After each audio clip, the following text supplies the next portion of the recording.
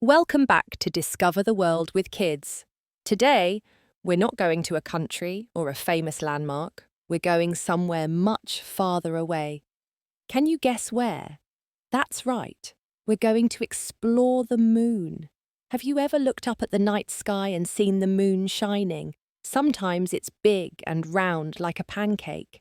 Other times, it's shaped like a banana, and once in a while, it disappears completely. Have you ever wondered, why does the moon change shape? Well, let's find out together. First of all, the moon doesn't actually change its shape. That's right. It's always the same round ball of rock in space, but the part we see from Earth changes because of how the sunlight hits it. You see, the moon doesn't make its own light. It shines because it reflects light from the sun, just like a mirror. Depending on where the moon is in its trip around the Earth, we see different parts of it lit up. This is what we call the phases of the moon.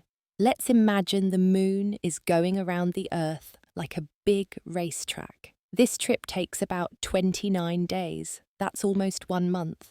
At the beginning of its journey, the moon is between the Earth and the sun.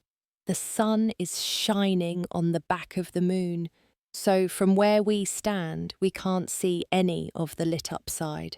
We call this the new moon. It's totally dark. A few days later, the moon moves along its track, and we start to see a tiny sliver of light.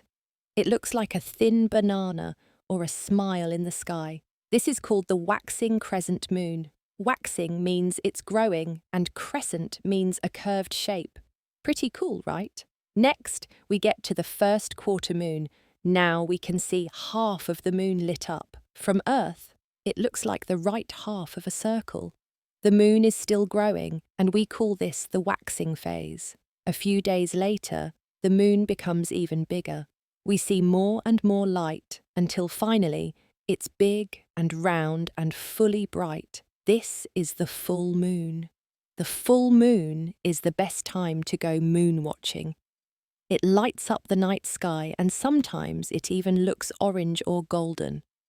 Some people think it looks like a big cookie, but the moon doesn't stop there. It keeps moving around the Earth. After the full moon, it starts to shrink or wane. We call this the waning gibbous moon. Then we see another half-moon shape. This time the left side is lit up. That's the last quarter moon. Then comes the waning crescent, a thin smile on the other side of the sky. And finally, the moon comes back to where it started, in between the Earth and the sun. It's another new moon, and the cycle begins again. So let's recap the moon phases in order. New moon, waxing crescent, first quarter, waxing gibbous, full moon, waning gibbous, last quarter, waning crescent, and back to new moon. That's a full lunar cycle. Now here's a fun question. If the moon doesn't glow, why can we still see it so clearly? That's because the sunlight bounces off the moon and travels all the way back to our eyes. It's just like when you shine a flashlight on a shiny rock. It glows, but not by itself. And did you know the moon affects things here on Earth too? It pulls on the oceans and creates tides. That's why the beach looks different in the morning and the evening. The moon is helping move the water. Some cultures even celebrate special moon days. In Vietnam and China, there's Mid-Autumn Festival with moon cakes and lanterns.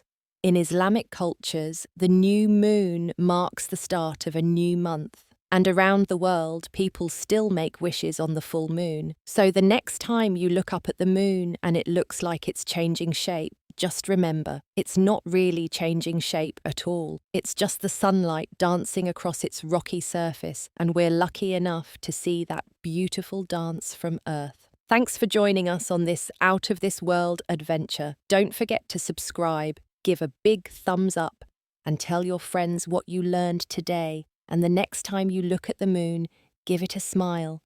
It's been shining for billions of years, just waiting for you to notice. See you next time on Discover the World with Kids.